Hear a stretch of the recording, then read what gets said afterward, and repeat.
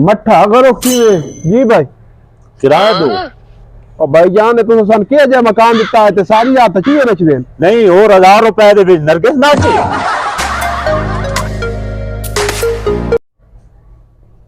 अस्सलाम वालेकुम। वालेकुम सलाम। बाबा जी क्या हाल है? खैर ठीक ठाक हो? दुआ। बाबा जी एक गल पुछनी तुहाडे कोलो। पूछ बच्चा। ते उस गल दा मैं निचोड़ दसो दोस्त ते दुश्मन दी के पहचान है?